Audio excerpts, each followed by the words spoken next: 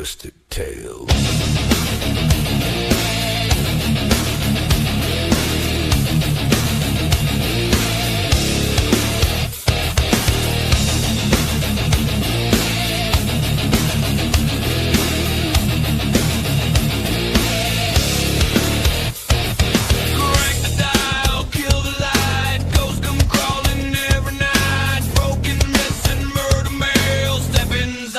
Twisted Tales, Twisted Tales, hell, blood and bones and unknown trails. Twisted Tales, hell, true got teeth and drags their nails. Urban riding, back road sin, dead men talking through the wind.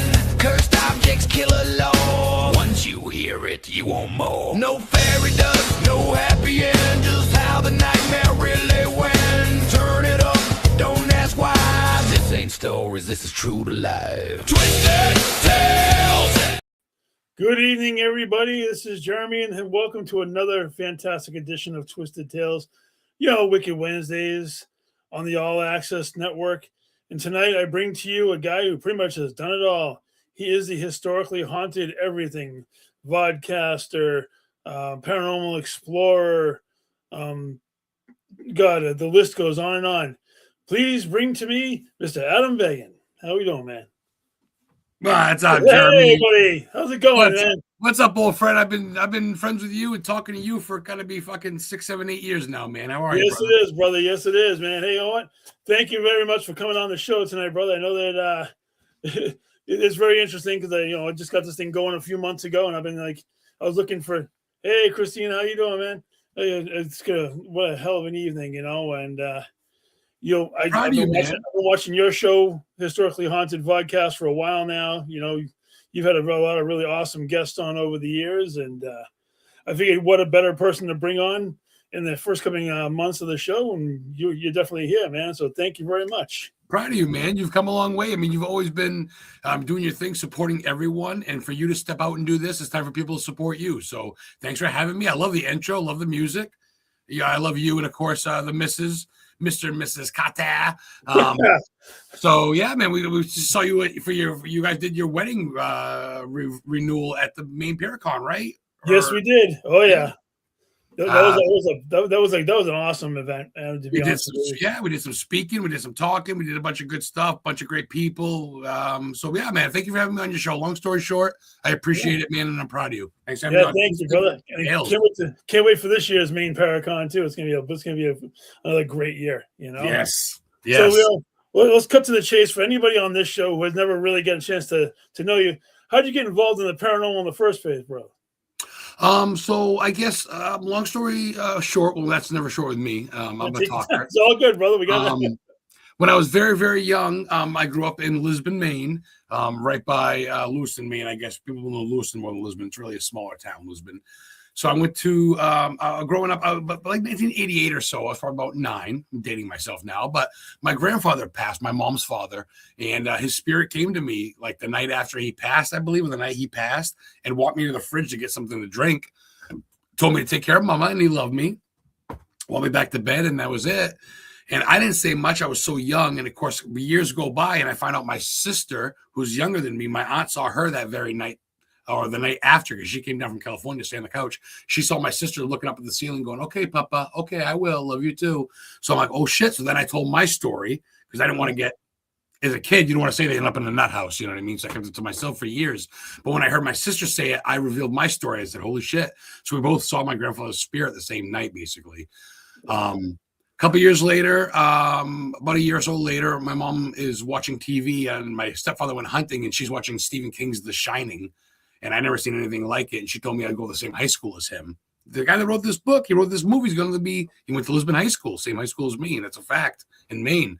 So that got me into not only ghost at this time, but now I'm into horror movies. Now I'm getting into holy shit, Stephen King, kind of freaky shit. Pennywise, right? Like your shirt. I love your shirt, by the way. Yeah, thanks.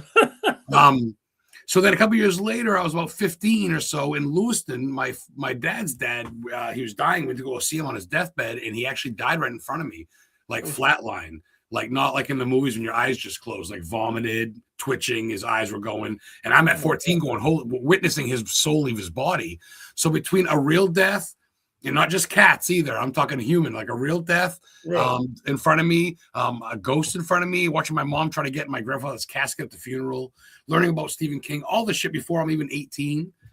When most kids are still trying to figure out life, I'm figuring out what I'm going to do in my afterlife. You know what I'm saying? Not that I'm lived off this, but in a way, I've always been there with it. You know what I mean?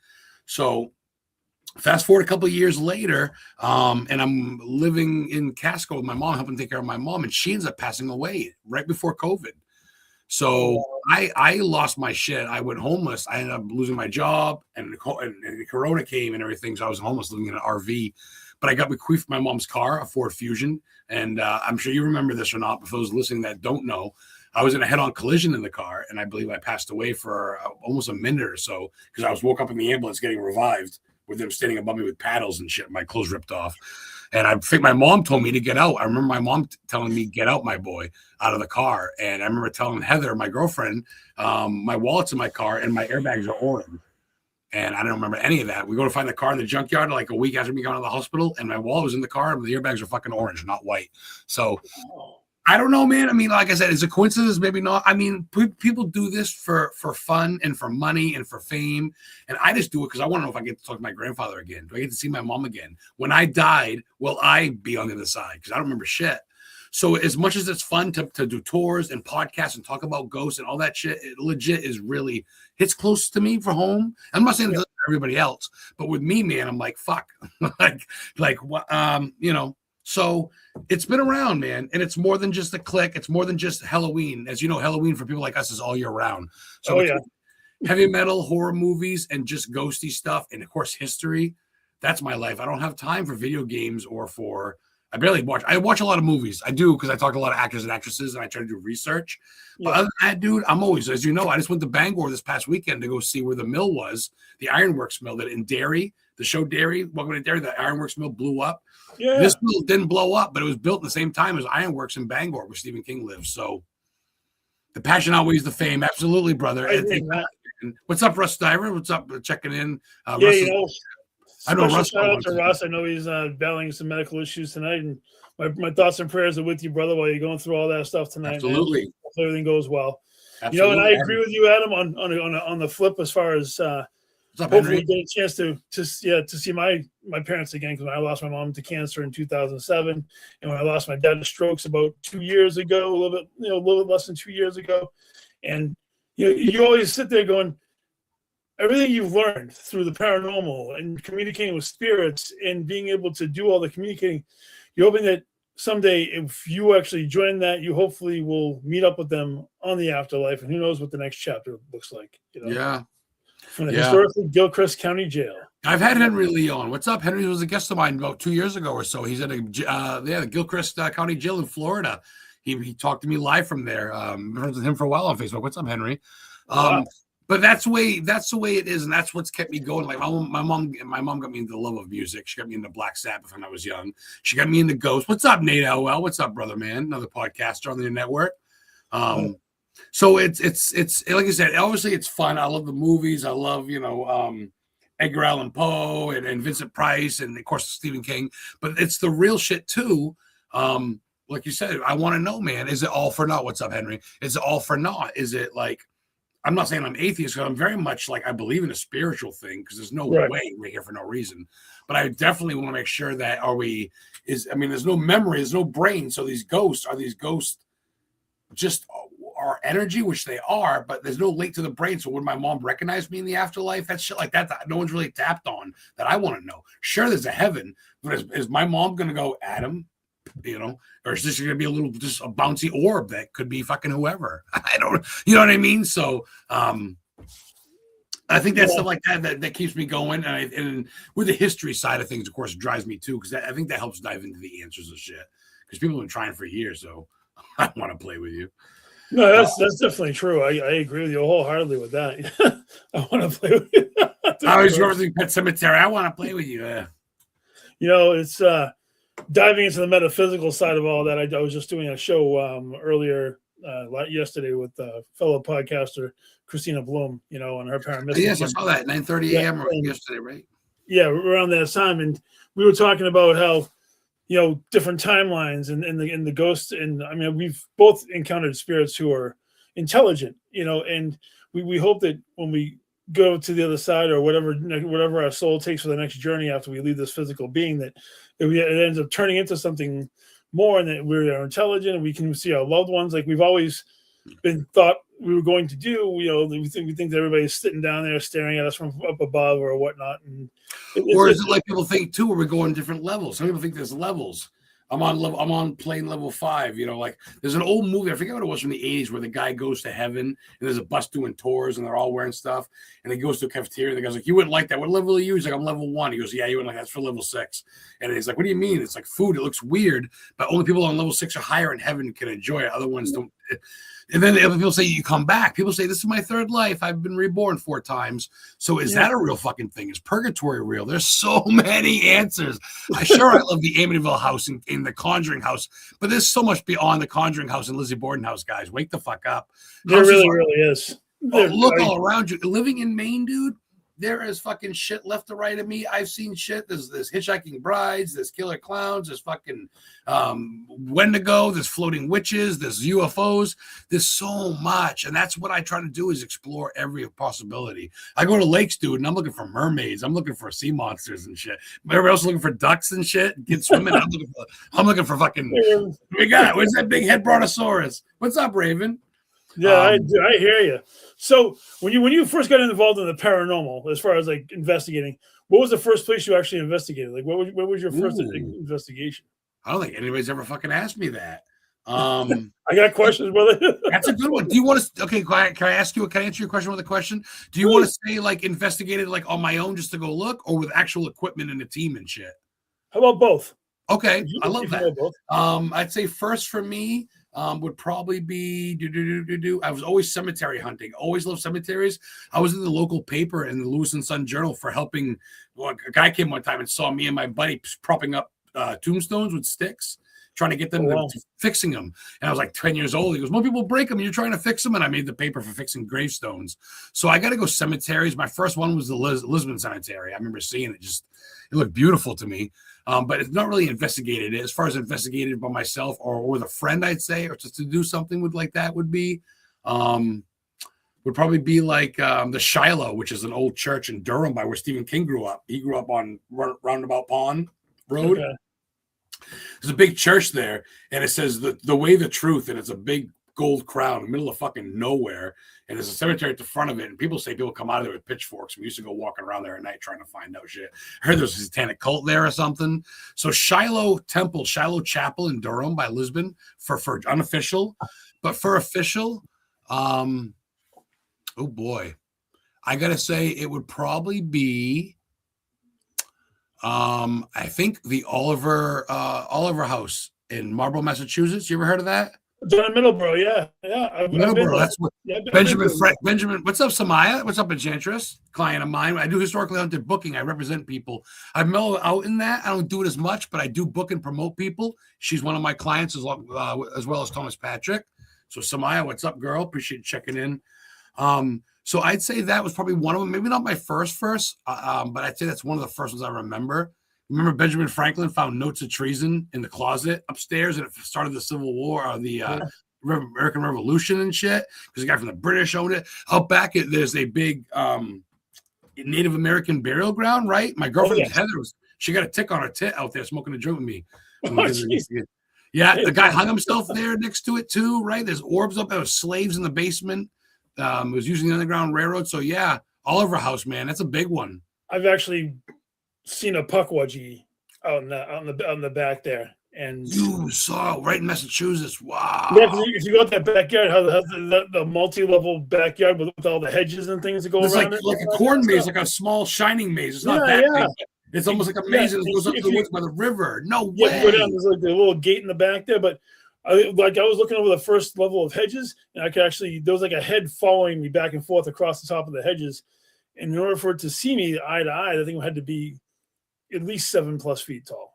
And it was like, but then we figured out it was either puckwudgie or it could have been a Native American shaman that they can change shape when they're in spirit form. So there's either way, Native Americans buried there. It was a very powerful entity that was like trying to like guide. He's like, come on, come hang out with us. And I was going to, but then my wife's like, no, you're not going anywhere. They'll fuck with you. They'll fuck with you too. They won't scare you. They're not really known to attack, but they'll fuck with you like little gestures. Puckwudgies are like little gestures, little fuckers. What's up? There's my girl Heather. What's up, baby?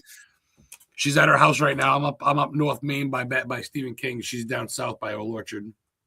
Yeah, dude. I'll tell you, you definitely have had the journey. That's for sure. I mean, I remember following you when you were definitely living the life in that trailer with like the no heat and all that kind of stuff, and just trying to survive, man. I've seen all of it happen. And this isn't just for the show, guys. He's legit. We've seen each other at numerous Warren Con conventions and Chris Sanders conventions and the Augusta convention. Me and Jeremy and Gene, we've all been Heather. But we don't live in the same state, but we definitely familiar with each other for a couple of years now. Jeremy, gotta be. Absolutely, man. Because I did the show, historical the show on the radio, I believe, and it was audio only, I think. Yeah, that's right. I think that's where you get the beginnings before you did the podcast, right? You were doing radio before that? Radio, yeah, with fucking Ross Raposo there, the Canadian network, Paranormal King Network. How long did you do that for? Oh, I did that for the radio part. You know what's funny? When I was homeless, right after my car accident, I was living in that RV with no heat and back at the flea market, and I was a guest on Ross's show, and Ross goes, "You're a talker." After the show, he goes, "Man, you're really a talker. You got some info. You ever thought of doing your own show?" I go, "No one wants to hear me, Ross." He goes, "Have my own show. I'll pay you $10 a month." I go, "Really? What's up, Ashley? The convention runner, Augusta, the Maine Horror and Paranormal Convention, year number 2. Year was awesome. Her and her husband Jeff run them. I saw a sneak peek of who they might have next year. I can't say it, but holy fucking wow. This year's great. They got Chris Fenn from Slipknot with a big nose. They got a bunch of people. But anyway, we'll both be there, that's for sure. No.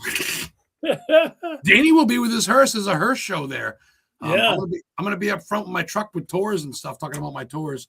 So anyway, to get back real quick, what the fuck are we talking about? I got ADHD, so I'm all over the place. We're talking about the journey with like the RV and the radio show. There it is. Oh yes. So Ross goes, "You want your own show?" I go, "Yeah." So I did a show, and then after about a year and a half talking to like Fred Richards, UFO Fred, Tony Spera, talking to some big Dustin Perry, I go, "Holy shit, these people just like to talk. They'll come on your show if you ask them, brother." Just saying. Most people love to come on and talk. I've only had no a couple times. So then I said, someone goes, "Why don't you do a visual one?" So I said, "Fuck it." So I did it. It's been 3 years now. I've talked to a lot of people, and yeah, they do it very over 6,000 people in 2 days, Heather. And that's in Augusta, Maine. Oh yeah, that's no shit. So I plan on doing some tours this year, but so yeah, I've come a long way, and like I said, I run the own show. I get sponsors. I get a yearly sponsor, a monthly sponsor, and I get someone that watches that sends me $20 Venmo every fucking week for a couple of years straight now. I get $20 a week. So, and I'm doing it myself. It's not easy work, but I run my show myself. I do all of it. As Gwen knows, I don't have a behind the scenes person. So everything she does and you do, I do. And it's fucking tough.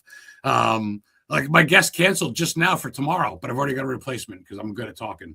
So luckily I got a replacement. But so I do that. I do that with the tours, and I'm trying to focus on the tours now. I'm probably gonna be done being a booking agent.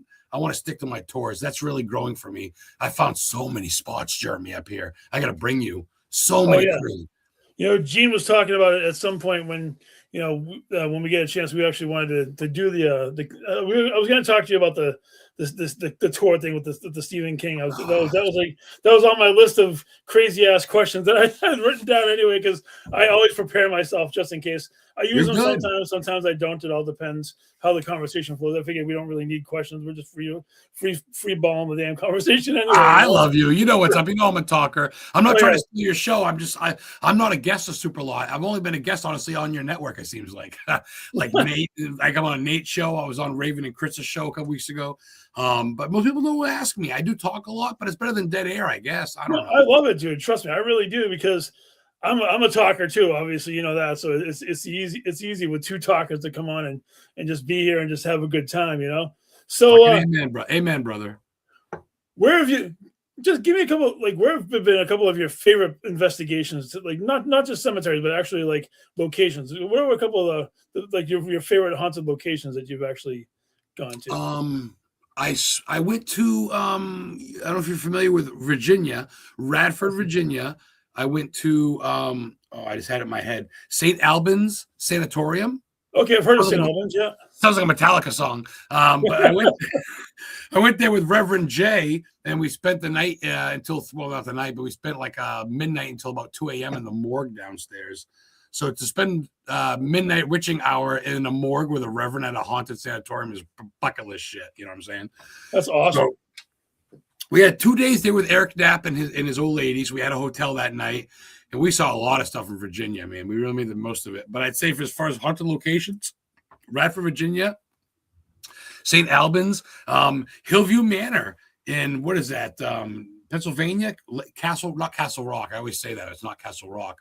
Thomas has been posting a lot about it. Thomas, you're in chat. Thomas Patrick, where the fuck's that place in Pennsylvania you post a lot? It's Hillview Manor, but I forget the town. That's pretty wild. A client, a psychiatric patient jumped out the window on the second or third floor, committed suicide there. She's buried out back. There's a cemetery out back. And then I'd say, as far as favorite, I'd say St. Albans. Yes. What town though? Is it Castle Rock, Pennsylvania, or Lake Castle, Castle Bluff? I forget the name of the town it's in. You can look in St. Albans. You can Google it. Newcastle. Thank you. I knew it was close. You know what's funny? I was on the road trip with my buddy to go see the Night of the Living Dead cemetery. They're coming to get you, Barbara. That's in Evans City, Pennsylvania. We went up where they filmed it, the whole nine. And the girl, Sue, says, I see you're on a road trip. You want a free tour of the St. Albans? We went and got a free tour. Then we went to Breakneck Campground, a campground called Breakneck. That was fucking great. That's you can't make this shit up, Jeremy. Life's about trips. I'd say for one more answer for places I've been, and I think you've been there too, I think USS Salem, Quincy, yes, Massachusetts. Battleship. Oh, I love the Battleship. Been I've been 3 times. 3 times, and the Man in Black, the room where they held people, 49 or 89 people died on board because it was a rescue vessel and shit. A movie was filmed there. Yeah. So that's a big one. Of course, I could say Salem and Lizzie Borden's. I've been there. I've been to Salem. I've been to Lizzie's. You can say all the cliche shit, but I'm going to drop shit that everybody knows about. And USS Salem, one of America's oldest battleships, guys, used in World War II. Check it out. Quincy, Massachusetts is also birthplace of Dunkin' Donuts. It's also the oldest, the first train was there going up to a thing. That's all there in Quincy. And where Whitey Bulger, the old guy, used to fucking kill people in the mob and shit. Used to kill people. Matt Hawks has been in that to the Living Dead cemetery too. So. Oh, dude. Yes. In the middle of the town, it says Home of the Night of the Living Dead. It says in the middle of the town. It's a big sign. It's pretty well. Yeah, they have a big Living Dead, Night of the Living Dead convention that goes on in that area every year. I have a co-worker of mine at the hospital that's actually going to the actual I'm convention. so jealous. That's a good time. Yeah, it's the last one that they're doing this year. So. If you keep on going low in Monroeville, they have the Monroeville Mall. That's where Night of the Living Dead, or that was where Dawn of the Dead was filmed, in the mall. They did it in the parking lot. I stopped there on the way back. Man, there's so much shit to see if you get out. It's some gas, but fucking A, man. Why don't we go in the direction that we almost did? Let's talk about your historically haunted tours and because I know I love Stephen King. I'm an old school Stephen King fan, and I know that you are obviously a humongous Stephen King fan because I've seen all of your posts. I love all the pictures. He's my man crush. I mean, no one really rides his coattails. I'm thinking to myself, what's up, Mary Kate? Awesome. She's an actress in Clown Motel. She sponsored the show. She's been my guest. She'd be a good talk, Jeremy. I love that. I'm always she's a horror actress. She sent me a couple of things, a shirt. I got a poster signed by the whole team. Awesome. Very, very talented actress, photography, Rebel Yell photography. Should be a good guest sometime. She got a clear calendar. So yeah, man. As you see, I've been into all this shit my whole life. So I have friends that always say, "Man, you should take me." Hey, man, you should do it. Hey, man, bring someone there. Hey, man, I bet you people would love to see that. I go, nah. I just like to go see my own shit. But if people are willing for me to spiel for an hour, I might as well charge them gas money. Danny Perez and Lauren Perez have taken 3 tours, and it's not the same fucking tour. I'm literally, I think, the only tour agency that I'll drive to you. I'll go to Salem. You want to pay me enough money? I'll meet you in Salem. I'll bring you where the witches were hung, where Bathsheba grew up, the whole 9. Oh, Barry, you're awesome. I'll bring you to where the judge is buried. I know all that shit. I'll bring you to where the old. See, the thing is, too, it's not just Stephen King. That's why I try to do. It's historically haunted, so I try to do A lot of it's Stephen King, a lot of it's movie sites, but I also do where like Casper the Friendly Ghost was filmed, the first one with Christina Ricci, that was in Maine. I go to where Hannibal Hamlin, America's first Republican vice president, died. That was Abraham Lincoln's vice. He would have been president if he was alive when Abraham Lincoln got shot, but he died playing poker on a couch in Bangor because he was from Maine. Yeah. And that couch is on display at the library, and he's buried at the cemetery where Stephen King played the Reverend in Pet Cemetery. Oh, wow. Film. Hannibal Hamlin is buried. America's first Republican vice president is buried there. Big, big grave. And Al Brady is buried there. If you look, the Bradley gang is actually the Brady gang. It's a real life thing. When Bonnie and Clyde died, the Brady gang was America's most wanted. Al Brady from Indianapolis, Indiana. He bought Tommy guns in Bangor, Maine. They couldn't get him. They knew something was up, so they waited. They called the FBI. J. Edgar Hoover, the FBI, showed up the next day in Boston, from Boston to Bangor, Maine. They waited in the streets and fucking shot him, Al Brady and his gang in the streets. There's pictures of it. And you see this old it's 1939, dude. This old 1930s car there. There's this dude in the streets dead, all crooked, blood everywhere. They got a brick in the street that says that he died right here, basically. In front of the store where he bought the Tommy guns, it's the Briar Patch bookstore. That's where I bought my Stephen King books. I can take you there, too. Nice. He's also buried in the cemetery where Stephen King played the Reverend. Al Brady right there in the Jewish section. I could bring you there, too, man. So I said, fuck it. Let's incorporate the movie with the history and the tours. Let's do it all together. I could bring you to an elephant crash, and B-52 bomber crash in 1968. In Elephant Mountain by Moosehead Lake. The fucking plane is still there, dude. There's tires and fuel lodges, and they tell you not to take anything. There's shit all around the trees. Google B-52 bomber crash site in Maine. You'll see Elephant Mountain. It's all there. I've read a book on it. Oh. So I'm winded. Sorry. So there's so much to see, and who's doing Maine tours? And no one's coming to Maine unless you're coming to Maine. It's not a through state. We're only bordered by New Hampshire. We're only state bordered by one state. So if you're coming to Maine, you're coming to Maine. You're not going to Ohio or Jersey. So you're coming to Maine, you're coming to Maine. So while you're here, man, I'll show you where Stephen King wrote Pet Cemetery, where he wrote his books in Bangor, where Creepshow 2 was filmed with a girl that gets fucked by the guy in the beginning and she's killed by the hitchhiker. Yeah. I know where she kills the hitchhiker. Stephen King pulls over and goes, black guy, huh? He's in that big rig. I know that spot. That's in Brewer, right across the street from Bangor. There's a little off-ramp that happened there. I got all the pics to back it up in Google saying where it was, the whole nine. And it's, you know me, I don't leave a trace unturned. So I cover my tracks to make sure I'm not bullshitting you. And I have the proof. Historically haunted tours, guys, it's typically about 150 to 200. I know it sounds like a lot of money, but with gas, I'd give you a ride on my truck. And by the way, my truck is haunted. The guy I bought it off of, I bought off of a impound yard because the guy blew his brains out in the back of it. And I got video and picture of Heather cleaning the blood stains out for. Oh my God! Oh wow, dude. That's no shit. I got a video of the guy telling me, going, "Well, the police, he was at a storage unit. I'm not gonna say too much because it's family or whatever, but he took his own life. He's at a storage unit. He took his own life in the back of the truck." And we get the truck, and he goes, "This is perfect for your tours. I needed a car." I go, "What do you mean?" He opened up the back. It smells like pennies. I go, "Look, what the fuck?" I go, "What is that? Paint?" He goes, "Blood." He goes, "The guy shot himself.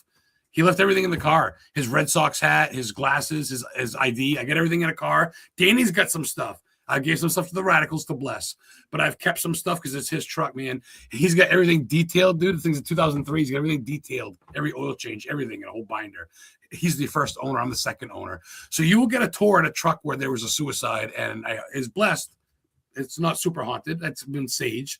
But that's a little addition. I'm not going to tell everybody, but if you're taking the tours, you're probably keen to that. So I'll know my audience. I'm not going to stand around a bunch of nuns in my truck. But if you take my tour and you got a Pantera shirt, I might go, just to let you know. You know what I mean? Just a little addition. I don't try to brag too much, but it's kind of fitting, I guess. No, you know what? It's amazing because I've seen pictures of the tours, and I know that my wife and I are really interested in actually visiting the front of Stephen King's house because I've seen you out there with the books. I've seen Danny and Lauren pictured outside of the front. Danny threw his books over the fence. That's awesome. now there's a camera up, so that's fantastic, man. You know, and I'm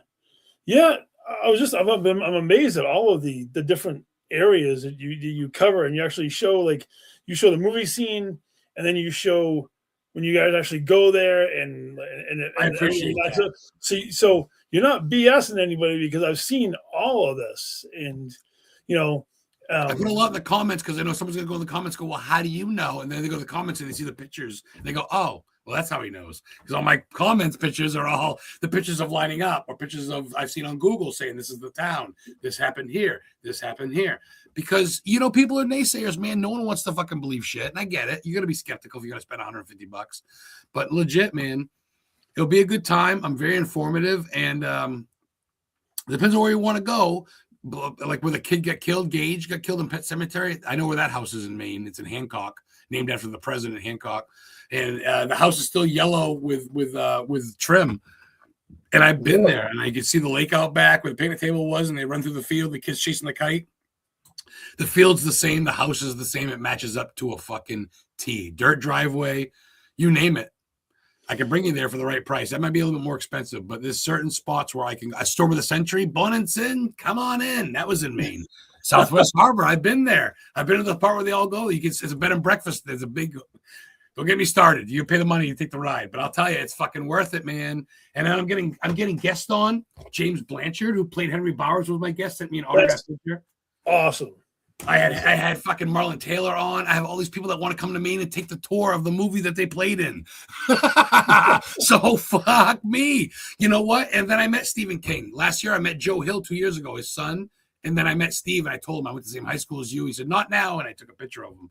So, man, like I said, I'm not trying to ride his coattail, but there's not a lot of people doing it. And why, God forbid, when he does pass away, why wait till then? Do it now. And if he sues me, fucking A, I'll take it. That's a pretty good highlight. But I'm not trademarking anything. I'm not selling you a Stephen King thing. It's not Stephen King tours. It's no. That's why I include the horror. That's why I include the hauntings.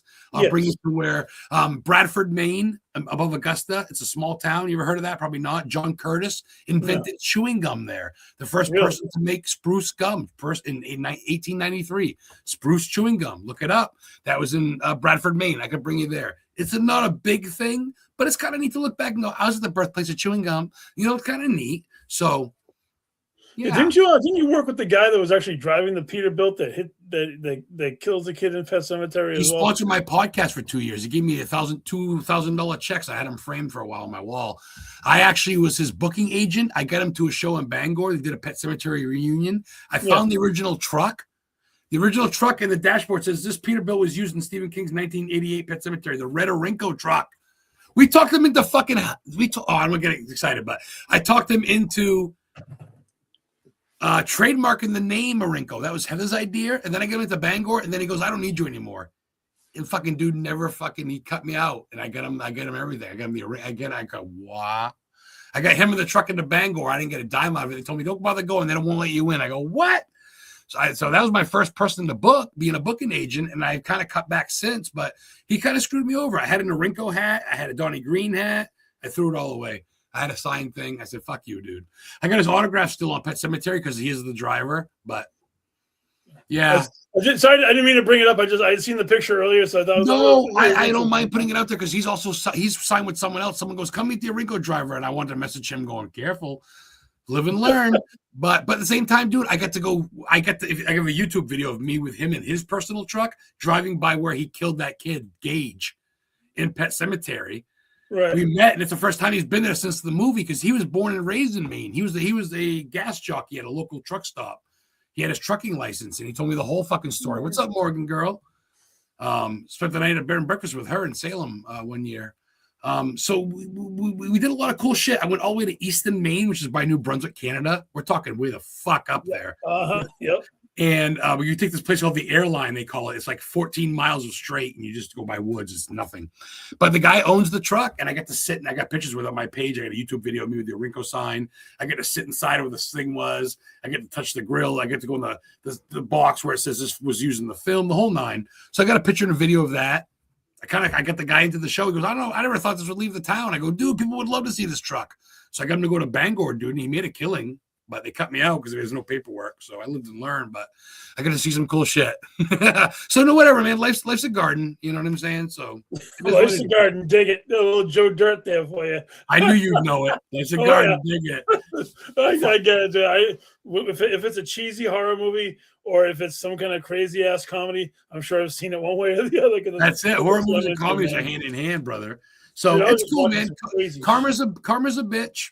It is what it is. I didn't lose anything per se. I didn't gain anything either. But at the same time, what you gonna do, man? So You gain the experience of the situation out. That's the most important part. Yeah, I get some free autographs. I get to go sit in the truck for free, which no one got to do at the convention. They had it roped off, so I get to sit in the fucking Pet Cemetery truck, motherfucker. Yeah. So you know what I mean. So it's cool, and I you know, it is what it is, man. Like I said, whatever, man. We keep moving on, and I get to smoke a joint with Marlon Taylor, the black kid from the Losers Club in the original It. He signed my pop, signed my picture. I got a thing with him where he signed it. I'll show you. Don't mind my stomach, guys. I gotta lose weight. I know. So here's the Bangor. That's him. In the middle. Oh, damn. That's pretty cool. And that's him. And he was doing autographs and he went. And I've had him on my show. He was in Seattle. So I go, hey, I got a joint. Want to give me an intro? So he gives you an intro. You're watching Historic London podcast with Adam. And we're smoking a joint. And I'm like, yeah, Marlon Taylor, what's up? So, man, it's a win. You know, it is what it is. Sometimes parties, crowds, and you experience it. Yeah. I remember that time that we were at a bed and breakfast and Morgan kicked Nate out of bed at like 1 a.m. Remember that, Nate? Oh, was it? Are we live? The whole place heard it. Is that cool? Oh, yeah. No, he was drunk and rolled out of bed, but we think Morgan kicked him. That's when they first started dating, I think. They were I think they were both virgins still that night, I think. Oh, man. So, yeah, man, I'm trying to do it all. I'm trying to do the tours, the podcast. I'm not really throwing shit to the wall to see what sticks. I'm just doing stuff that I feel like is fun, Morgan. I just feel like I'm doing stuff that's fun. And I figure life's I already said life's a garden, but I figure life is, though, about that. Like with Heather's going to be 50 in July. Her kids are all grown up. I said, let's go do shit. Nate. I'm going to bring that up, brother. You know I love you. I know I confirm with denial allegation. He fell out of bed big time. Thomas Patrick was there, too. That's right. I was in Salem for the Salem convention there at Salem State University. Guys, check it out. The Connecticut Con's coming up with him too in July. So yeah, man, I've met a lot of cool friends, a lot of cool allies. People talk to me on Facebook more than my own family does. Since mom died, dude, no one talks to me. Barely my sisters do. My dad a tiny bit. So I get a lot of love from the paranormal people, from the historians, from the people on the podcast, because we're all into the same shit. Maybe I'm just too weird for people, I guess. I don't know, but we're weird together, Jeremy. With a shirt like that, we're fucking weird, right? I mean, fuck. I gotta tell you, we have more in common than you could possibly imagine, because after my dad passed away, I haven't heard from any of my family at all in a long time. My sister once in a blue moon, but that is it, and I'm more family with like Nate and yourself and Russ and Dan and Lauren and all of the people that I've met along the way through all my podcasts, whether it's like, well, between wrestling and podcasting and the paranormal. And those are the people that I consider my family, and my relatives are who I'm related to by blood, but I don't consider them directly as much family as I do everybody that I get a chance to talk to on the regular. So I definitely hear that, I tell you, man, I got more excited when Tiffany Stratton comes out and I hear her music than I do when my sister calls me. So I don't know if that's wrong. Good old Tiffany Stratton. And it's like, that's your new girl. I go, no, Alexa Bliss will always be my girl, but Tiffany's coming up for a close second. She's fucking talented. Fuck off. She's great. But it's true, man. I don't know what it is. A lot of people said that too. They go, what's Adam going to do? Then, of course, when I went homeless, dude, I know it was COVID, but still, man, no one gave me a care package. No one came with a bucket full of beans for me. I mean, I got offered to stay at my sister's, I suppose, but she's got 4 or 5 kids. And I was homeless, but I did stay with my old lady a little bit. She couldn't really have me there full time. So I go back to the RV and all that shit. But still, it is what it is, and that's why I've come to grasp and to love these people that are on Facebook. And it's like, oh, there's Thomas Patrick again. Oh, there's Nate Elwell. Oh, there's Jeremy. There's Jean liking every one of my posts. Well, Jean's always good at liking shit. She'll like everything. So yeah, she'll never come on a damn podcast with me, because I've actually tried to get her to come on, and she's like, nope.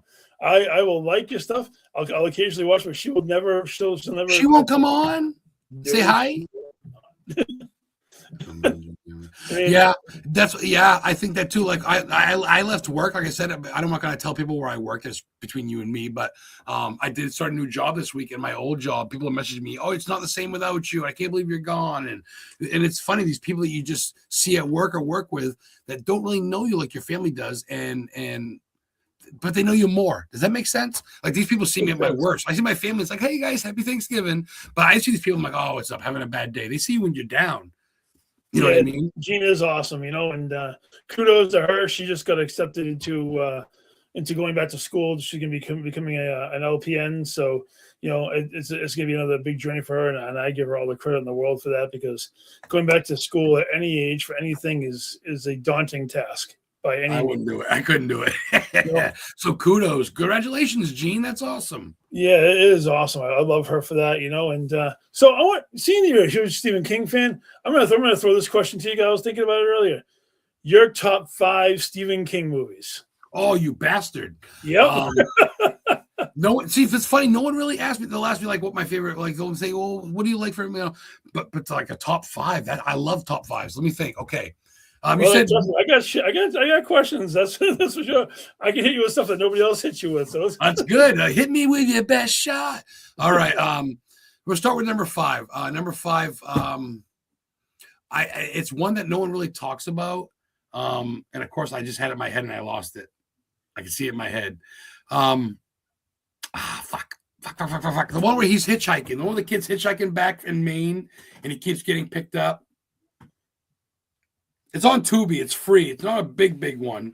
Shit, I can't think of it. I just had it too. Heather, help me out. Where's the one with the guys hitchhiking? Sometimes they come back. Oh, okay. Yep. Sometimes they come back. He's hitchhiking, and at the end he gets picked up by Dave Arkell, and Dave Arkell's like dead, and he picks him up, and he brings him back. He drops him up front of the cemetery. That's a pretty good one. It's a mind fuck. That's a good one. Rose Red. Rose Red is good. Well, yes, Rose Red is really good. Rose Red's a good series. Misery too is great. For number 4, I'm gonna say Misery. I remember when I was a kid watching when she breaks the dude's legs with a sledgehammer, having to turn my head for a second. I guess in the book she saws it off. Heather said she doesn't break it. It's a different murder thing. But that'd be my number 4. Number 3, I got to go Salem's Lot. That's Thomas's favorite book and movie. The original Salem's Lot, when the vampires flying above the guy's window. Come on. Number 2, I got to say It. I know it. Pennywise, you see Pennywise everywhere. He's literally the number 1 Stephen King villain to me is Pennywise. And you got to throw It in there. You know what's real quick before I get to my number 1? I'm going to leave you hanging. I just went to the bridge where the gay kid was murdered. Remember in the remake, second one, when the kids were walking back from the carnival? The gay kid? That happened in Bangor in 1984. There's a bridge down there that goes over the Candestic Stream, which was the Barrens. Yeah. And this kid and his boyfriend are walking home from a church supper, and they got beaten the fuck up hard by 3 other kids, thrown over this bridge. And then, the kid said he couldn't swim. They all laughed while he drowned. And it was considered a murder, but they were all underage. So the kids went to their 21 and got free. But the bridge is painted with a rainbow bridge, like a rainbow thing now for the gay community. But that's a real bridge where our real kids. We just went to that, and I went to the Ironworks as well as the Kissing Bridge too. The red covered bridge used to be in Bangor. Nice. It's not there anymore. It's a walking bridge, but they call it the Kissing Bridge. So that's all part of it. That's why I had to bring that up, because that's before you hit number 1. Yeah. Which 1990 or the newer one? You really do suck. Let me think. I can't shit on an original. I gotta go 1. Tim Curry's the fucking man. Thank you. I love Skarsgård. I love how Tuesday. Yeah, you gotta admit the new one's a little darker, isn't it? A little bit more horror than. I will agree, but as far as the Pennywise character itself, although Skarsgård does play an amazing, I find Tim Curry's It way more disturbing. He's almost he's like a birthday clown in the sewer. Versus the minute you see Skarsgård, something's messed up with him. But when you see he almost looks too friendly and playful, like, oh, he's a goofy clown, but he's a nice clown. What's up? Oh, cool, Tim Curry. Right, you're right. I think that then he goes bah with the big teeth. You're like, holy fuck. Yeah, I'm gonna go the original for. You can't lose with either one, because I honestly don't like remakes. Typically, they knocked out of the park with the remake on this, but I'm still gonna go original because it's fucking OG, man. I'm sorry, I didn't mean to cut you off from number 1. I didn't know which It you were going with on that one. No, please do. I love me, Jeremy. You're a great host. Shout out to Jeremy, guys. This fucking guy's been in the field supporting people, coming to conventions, liking things, tuning in for years. Tune into this guy's podcast, share his shit, like his shit now. All Access Television Network. So for number 1, I gotta go Pet Sematary. I've been to all the sites. I've read the book. Not that I haven't read the other books, but I mean, I got to meet Nico a couple of years ago. Of course, the truck, so close to home. I went to the house in Orrington real quick. Orrington is on the other side of Brewer. Underneath his Bangor, there's like a river. Here's Brewer, home of the witches. Brewer Witches. That's awesome. I want a shirt for that. Great high school mascot. Down from that is Orrington. It's a small town. He lived in this house. It looks like the Amityville house, believe it or not. And when he was young, his daughter Naomi's cat, Smucky, got killed by a truck. That gave him the idea. Of course, about a month later, his youngest son, or his son, I believe, his youngest son, Joe, ran towards, or his oldest son, rather, ran towards the road at like 8 years old in a Chimbro. Chimbro is like a concrete place in Maine. A Chimbro truck almost hit him. He grabbed him before he went to the road. Didn't almost hit him, but he stopped before he got to the road. So the Orinco truck in the book is Chimbro. They named it, they changed it because of copyright. So he wrote this in this Orrington house. He wrote that about that. And then he found out after his cat died that this girl's got, there's a pet cemetery out back, and that's where his cat's buried. And it's out back of a small church. And I've been there out back with Danny and Heather and Lauren. So, and then we left, and there's a dead cat in the dead crow in the road. So you tell me, just weird timing maybe. But Pet Cemetery for final answer, Alex. I mean, I really gotta hit it home with the Pet Cemetery. I love them all. I love A Good Marriage. I love the Langoliers, which is from the Bangor at the airport. I love Thinner. I brought Danny to the Thinner sites. That's all. That movie's disturbing. The movie Thinner is very disturbing, especially from like the halfway marker towards the end. My God, his dissension from being the big fat guy and like getting really thin and the makeup job, and oh my God, that movie really messes with your head. That's the guy that played RoboCop. Was that Peter Waller? The guy that got fat and shit. The guy there, he was the guy that played fucking RoboCop. I'm 99% sure that's the same guy. Huh? Yeah. But that's the house that they drove in, the restaurant where they're eating at the restaurant, the bar. The bar is in Raleigh's. It's an old bar. That was a bar. That bar was on a pirate ship in the 1700s. I went in with Danny. We got a burger with Heather and shit. I go, Thinner was filmed right here. The cups are still hanging upside down. The guy was there. She goes, yeah. He goes, the bar was from a pirate ship in the 1700s. This bar here, the wooden bar. I go, wow. So on top of a movie thing, you get the history thing. You get probably a haunting for all I know. So. And then, of course, I know where Gage is buried. Gage is buried where Stephen King played the Reverend, where Hannibal Hamlin's buried, Al Brady. That's in America's second oldest garden cemetery. That's in Bangor, Mount Hope. That was fashioned after Mount Auburn Cemetery, which is America's first garden cemetery in Massachusetts, where H.P. Lovecraft, or not H.P. Lovecraft, but Longfellow's buried. Henry Longfellow, the poet. So, as you know, man, I try to incorporate my mind with good shit. Secret Garden's great, too, with Johnny Depp. Yeah, there's a lot of them. That's a good one too. A lot of the lesser known ones are great. I got to start a new book soon. I finished I finished Thinner recently. That was pretty good. Oh God. See, you might hate this one a little bit more. So we just did movies. How about your top 5 books of Stephen King? Ooh, okay. It might be a little bit different because the book adaptation is always a little bit different than the movies. Yeah, I haven't read it yet. That one I know. Don't give me shit. Heather read it. It took her about 3 months. It's a big one. It is big. I think it's a big one. I'm gonna tackle it next. You can't watch the movie and not read the book. So, I'd say for number 5. I remember when I was a kid, I did read The Shining. I remember because that was the first movie I watched. So, I haven't read it in a while, so I got to go The Shining for number 5, even though it should be higher. I know that sounds shitty.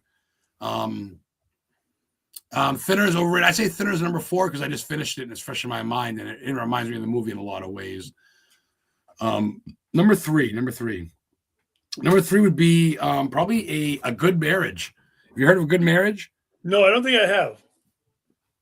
A Good Marriage is when the girl is home one day. She got 3 kids together with the guy, and the guy goes out of work. He's a coin collector, and she goes down to the basement and looks through his shit and finds out missing things from girls and stuff.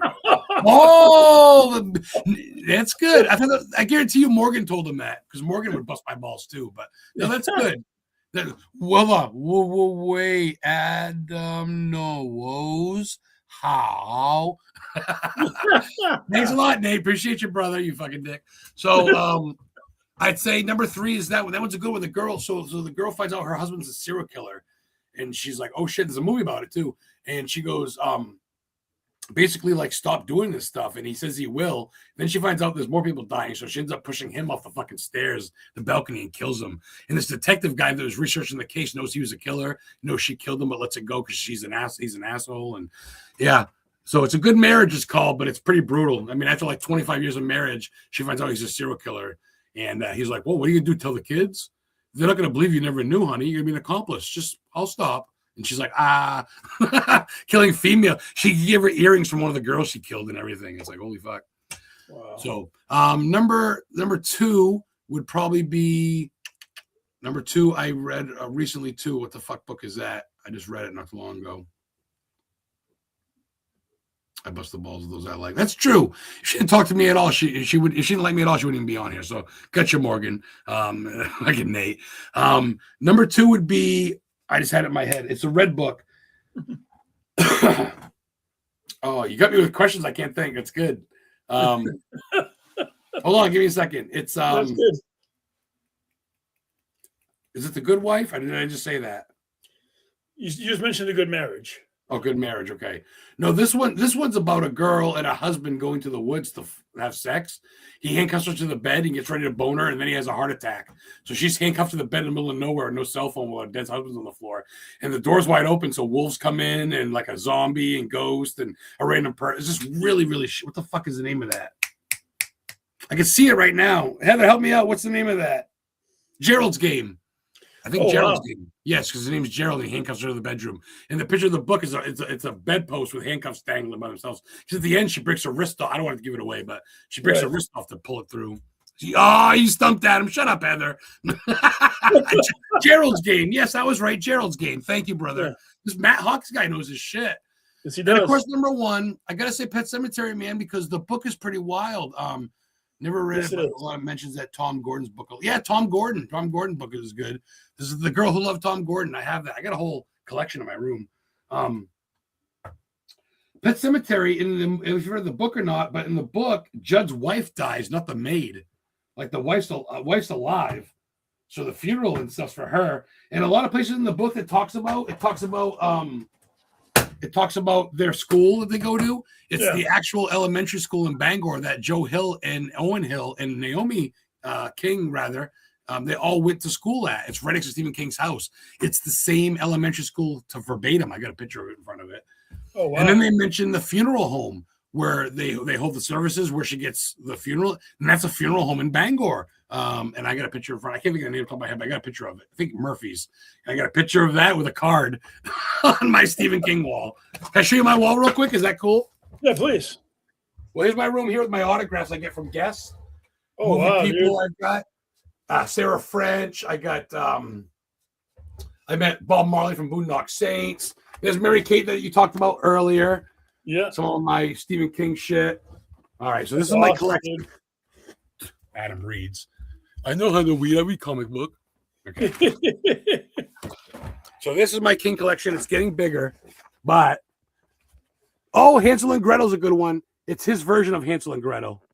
Nice. But I got the soft ones up here. Yeah. Talisman. I just bought Under the Dome last week. I got my hardcover ones there. Once he's done with his sons, different trinkets. People make me designs. People make me stuff. Send it to me, artwork and shit. That's awesome, dude. So, yeah, man. I mean, it is what it is. I mean, readings, especially living up where the fuck I live. I don't know if you're familiar with Maine. Well, you are a little bit, but I live about an hour and a half past Augusta, probably about 45 minutes to the west of Bangor, almost going towards the Appalachian Trail, Moosehead Lake and shit, Mount Katahdin. So the Wendigo's up here. So the Stand's a good one too. I got to read the Stand sometime. The movie's good too. So I do. Obviously, I stay busy with the podcast. I'm going to rewrite my book. I started writing a book, like a biography, and then Heather's like, "Why don't you do how Stephen King inspires you? How you do the tours, how you met him, how you grew up around him, how you've been in the movie side." I go, people will probably really love that. I go, you're right. So she's going to help me rewrite a book, and I'm going to try to be an author. It's not easy. Writing's hard. Yes, your version of Hansel and Gretel. It was $22. It's his version. It's a nice hardcover book. That came out about a month ago. I bought that. I try to stay up to date with his shit. So I'm really trying to just stay focused on thing. Of course, working the job is great, and with Heather and everything, want to get my own land, want to do my own thing. But the tour thing, I think the tours and the podcast are my go-to. I love talking to people like you. I got to get you on the fucking my show. Yeah, I haven't been on yours yet either. Yep. I got to get you on the show, and we'll try to con Jean into it, even though she won't. Maybe she wears a mask or something. Anytime, I'm always open. So that's for sure. Question. What do we got? Oh, the Charles Inn's got a Stephen King room in Bangor. This guy knows his shit. Yeah, they do. I watched a traveler guy on YouTube that stayed there, and it's got original documents from what he's written. It's actually got his books there you can read while you're there. It's got things on the wall, like different shit. But yeah, it's right down there by the pizza place. Like, this guy, is he a friend of yours? This is Matt Hawks? Yeah, Matt Hawks, actually, I had him and his wife Elizabeth on my show last week. They actually own a haunted bed and breakfast called the Humbird out in Wisconsin. They actually they have a haunted hotel, bar, and grill out in Humbird, Wisconsin, called the Humbird. They're amazing people. I had them on last week. You know, they were Matt. I'm kind of blocked because I'm the type of guy where I send like 900 requests at once, so I can't send friend requests for some reason. But if you can find me on Facebook, it says follow. Click to the right with his 3 buttons, and it'll say add friend. Send me a friend request. I'd love to talk to you, get you on. He's also talking about the Mangler. Funny story. There's a printing press. There's 2 of them in Bangor, but there's one that's gone now, and he actually worked there. And he got the idea about the Mangler, and he wrote the Mangler there, and I've been there. It's on Fern Street. It's a house now, but I looked it up, and yeah, he worked there, and he got the idea for the Mangler, which he helped direct and wrote, but don't feel bad. He says he's afraid of me. I love it. You never know. And this is why she's not on my show. Morgan, I'm gonna have my agent Heather reach out to you at some point and get you a date. And have you come on without Nate, because you're a big girl and you don't need a boyfriend to hold your hand. And I'll have you come on and you can talk like a big girl. Okay. And then I'll have Nate on the following week so he can show you what a real podcast looks like. Wow, burn!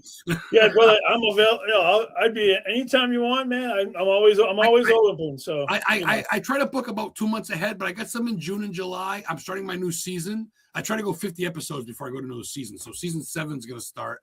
I gotta get to 50 episodes, but I'm at 200. In about 2 weeks, I'm at episode 220. Look at that, my favorite. Nate, get out of here. You're coming on too. So yeah, I'll send you some dates this weekend. Like I said, I get the weekend off. I'm staying up here. I got a full day tomorrow and shit. Get out of here, Nate. I love you, brother. You fucking guy. So real quick before we Yes. start wrapping things up.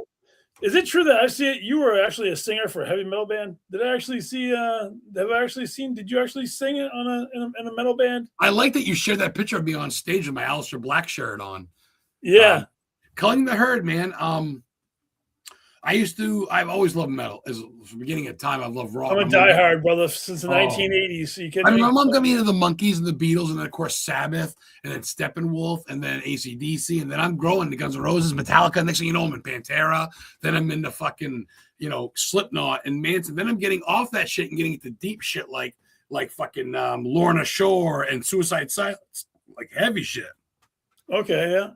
And Killing the Herd, yes, or with an E though, H-E-R-D, like killing the weak ones out of the herd of sheep, So I did karaoke and I covered a couple songs and stuff. And my buddy said, you should try out. There's this band that I know, Calling the Herd, that's looking for a singer. Their singer bailed on them. They've been in a band for like 10 years, or not 10 years, but like 10 months. And they wanted a singer. You should try them. They're in Boatingham. I said, I'll try. I went down. I knew one of the members. He's a guitar player. Mike DeGomez went to high school with him in Lisbon, because Boatingham's like 3 or 4 towns up. So I go there and I'm like,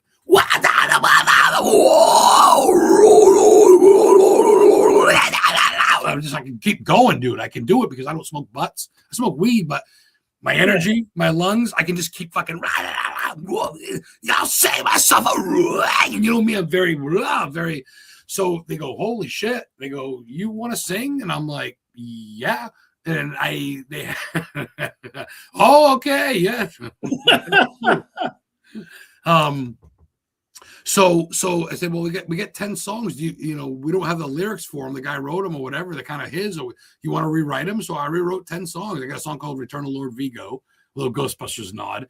Nice. I wrote a song called Sleep Tight. It's like a horror movie talking about scratching at the floors, pounding on the wall. Your escape isn't real, but your sorrows are. And as I'm doing this, I'm clawing it. And I just bust my fingers up and bleeding. I get right on the game and just claw the stage. And I take my microphone cord and hang myself with it. And I had fake blood capsules. And I'd smash the blood on my head. They called the ambulance on me in Portland once. I thought it was real blood. He goes, you're going to tell me that shit. But a lot of times I'd do real blood, or I'd take beer and I'd spit over everyone like a big fountain. So to the point where I'd play at shows and shit, this is no shit, they cover the monitors with plastic and shit because I'd spit and do fake blood. And like Gwar does, I guess, in a way. And that's, which I met Gwar. I met the lead singer. What is it? Odorous Urungus? Otis Urungus did a shot of Jägermeister with him in New Hampshire before he passed away. Yeah, I went to his grave. He's at Hollywood Cemetery in Virginia where the vampire is buried. I used to love Guar. I remember, you know who their roadies were, right? Oh yeah, Bobby. Green Jello, Green Jelly, whatever the hell they were. Yeah, they that band with the Three Little Pigs song and all that. Well, the first little piggy. Well, he was. Yeah, that's where they got. That's where they get the nod from, and that's why they can do it. They let him. They don't sue him or nothing. But, so yeah, I did Come to Hurt for about 5 years. We did a lot of local shows. Opened up for bands. I opened up for Mushroom Head and El Nino. They actually watched us play, get autographs and pictures with them. That was dope. Yeah, that was dope. I mean, not that they're a fucking Kiss or Motley Crue or whatever, but it's fucking Mushroom Head. It's the Cleveland version of Slipknot. And for those of you who don't know, El Nino's a band from Brazil area, from southern area. I remember them, yeah. Yeah, they sing in American, but they get a song for Freddy vs. Jason soundtrack. So they look at their shit. So we get to play that, get about 300 people in front of me. They had our songs played on. I actually get to go to Hudson State University College. It's a college in Bangor, and they have NESCOM, where people go to be like directors or like producers or like a reporter and whatever and record stuff. So the guy goes, my buddy's like, hey, he's like, my senior project, I need to record a band in the studio, the $1 Million Recording Studio. You guys want to record an album for free? I go, huh? So I got pictures of me and stuff in the studio with a voice thing and a spit guard on the mic. And the guy's got a fretboard, the whole nine, dude. Pretty. So I got the CD. I got a hard copy CD. I don't have many left. I got to burn them before I run out, but of existence. But they're also on YouTube. If you look up Culling the Hurt on YouTube, you'll see all of our songs are, and Spotify too. My old guitarist uploaded them. So, and then after I did that, I quit, and then Chris Brown took over. Psychic Medium Chris Brown. He played guitar. Believe it or not, he's my guest next week. He was a guitarist for Culling the Hurt. We did a show together. He was in Maine too. So yeah. No, I have Chris coming on next week on the show. So he's my guest next week. We're gonna talk about music and heavy metal and all that kind of stuff. Because I've been a diehard fan since the early '80s, Metallica and Slayer and Anthrax and Megadeth and Deicide and all those crazy ass bands, and all the way up through the current stuff. I mean, I don't know too many of the current bands. I mean, some of them sound pretty good. Some of them I liked Five Finger Death Punch for a little bit before they got a little bit too on the countryside, and I'm not really huge on the countryside of things. No. Avenged Sevenfold too. They were heavy in the beginning, and now they're kind of like screamo. I go, you guys were a little bit heavier a couple years ago, but it's all good though, My God, dude, this freaking hour went by so fast. We're gonna definitely have to do it again sometime. That's what. I didn't see G.G. Allen. G.G. Allen passed away, but I did see his brother Merle Allen and the new singer of the Scumfucks, G.G. Allen, the Scumfucks band in New Hampshire. I've been to G.G. Allen's grave in Littleton, New Hampshire. I got a picture with his mom before she passed. I know my shit, dude, and I fucking been around. I'm not trying to brag, but fucking life's too short to not ask for an autograph or selfie with someone. Worst thing they say is no.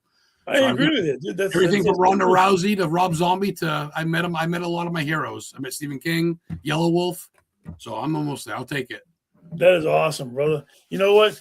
I cannot believe this hour went by so fast. We're definitely have to do a part two at some point. 10:30.